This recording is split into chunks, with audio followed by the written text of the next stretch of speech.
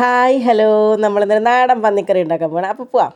ഇതാണ് നമ്മുടെ നാടൻ പന്നിയിറച്ചി കേട്ടോ. ഈ ഒരു പന്നിയിറച്ചി നമ്മൾ നുറുക്കി കഷ്ണങ്ങളാക്കണം കേട്ടോ. അപ്പോൾ ഞാനിതിനെ നുറുക്കി ഇതേ കഷ്ണങ്ങളാക്കി നന്നായിട്ടൊന്ന് കഴുകി വൃത്തിയാക്കി എടുക്കുവാണ്.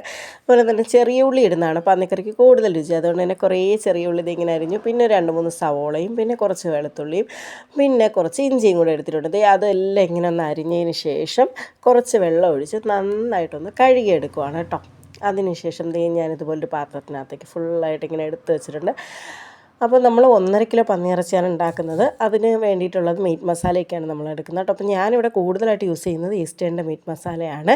പിന്നെ അതിലേക്ക് ഒരു 1/2 ടേബിൾ സ്പൂൺ മഞ്ഞൾപ്പൊടിയും കൂടി ഇട്ട് കൊടുത്തു. മീറ്റ് മസാല ഞാൻ ഏകദേശം 2 വലിയ സ്പൂണാണ് കേട്ടോ എടുത്തത്.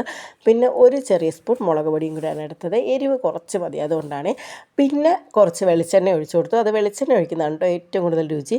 എന്നിട്ട് നമ്മുടെ പൊടികളെല്ലാം കൂടെ അതിലേക്ക് ഇട്ട് ഇങ്ങനെ ഒന്ന് മൂപ്പിച്ച് ചെറിയ തീ വെച്ചിട്ട് വേണം നമ്മൾ പൊടികൾ മൂപ്പിക്കാനായിട്ട്. അപ്പോൾ നല്ല ഡാർക്ക് ഒരു കളർ വരുമ്പോഴാണ് കേട്ടോ അതിന് കൂടുതൽ കറിക്ക് കൂടുതലൊരു ഭംഗിയൊക്കെ കിട്ടുക.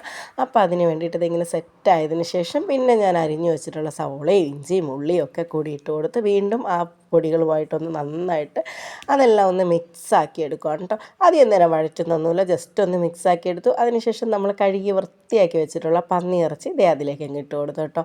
പന്നിയിറച്ചിയും കൂടെ ഇട്ട് നന്നായിട്ടൊന്ന് ഇളക്കിയതിന് ശേഷം പിന്നെ നമുക്കൊന്ന് മൂടി വെക്കണം. നല്ല തീയിലിങ്ങനെ മൂടി വെച്ചത് കൊണ്ട് തന്നെ അത്യാവശ്യം നന്നായിട്ടൊന്ന് ആവിയൊക്കെ വന്നിട്ടുണ്ട് കേട്ടോ. ഇനി നമുക്കതിലേക്ക് 1 കപ്പോളം വെള്ളം ചേർത്ത് കൊടുക്കണം കേട്ടോ.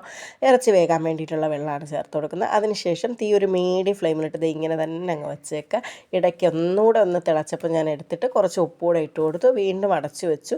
പിന്നെ നമുക്ക് വേണ്ടതെന്ന് വെച്ചാൽ കറിവേപ്പിലയാണ്. അപ്പോൾ അത് മാത്രം നമ്മുടെ വീട്ടിൽ സ്വന്തമായിട്ടില്ലാത്തതുകൊണ്ട് തൊട്ടപ്പുറത്തെ വീട്ടിൽ പോയിട്ട് പറിക്കണം കേട്ടോ. അവിടെ ആളും ഇല്ല. അപ്പോൾ ഒരു മോഷണമാണ്, എന്നാലും സാരമില്ല, എന്തായാലും നമുക്ക് പറിക്കാണ്ട് പറ്റില്ലല്ലോ. അങ്ങനെ പന്നിയിറച്ചിക്കും എന്തിറച്ചിക്കാണെങ്കിലും കറിവേപ്പില മസ്റ്റാണ്. അങ്ങനെ ഞാൻ വിചാരിച്ചു അവിടെ കുറേ കറിവേപ്പില തൈയൊക്കെ നിൽപ്പുണ്ട്. അപ്പോൾ പിന്നെ വിചാരിച്ചു എന്നാൽ ഒരു കറിവേപ്പിൻ തൈയും കൂടെ അടിച്ചുകൊണ്ട് ഞാനിങ്ങ് പോകുന്നു. പിന്നെ ഒരു 3-4 തണ്ട് കറിവേപ്പില കൂടെ ഞാൻ പറിച്ചു കേട്ടോ. അതിനുശേഷം നമ്മളിങ്ങനെ വന്നു. കറിവേപ്പില മോഷണമൊക്കെ കഴിഞ്ഞ് വീണ്ടും നമ്മുടെ പന്നിക്കറിയുടെ അടുത്തേക്ക് എത്തി. കുറച്ച് കറിവേപ്പില അങ്ങനെ ഇട്ട് കൊടുത്ത് ഒന്ന് മൂടി വെച്ചതിന് ശേഷമാണ് കേട്ടോ ഞാൻ വീണ്ടും ഒന്ന് ഇളക്കി കൊടുത്തത്. ആ വീഡിയോ ഞാൻ എടുക്കാനായിട്ട് മറന്നു പോയിട്ടുണ്ടായിരുന്നു. പിന്നെ നമ്മൾ തുറന്ന് ഏകദേശം ഒരു 3/4 വേവായതിനു ശേഷം 1 ടേബിൾ സ്പൂൺ കുരുമുളക് പൊടി ഇട്ട് കൊടുത്തു കേട്ടോ. എന്നിട്ട് നന്നായിട്ട് ജസ്റ്റ് ഒന്ന് മിക്സ് ചെയ്തു.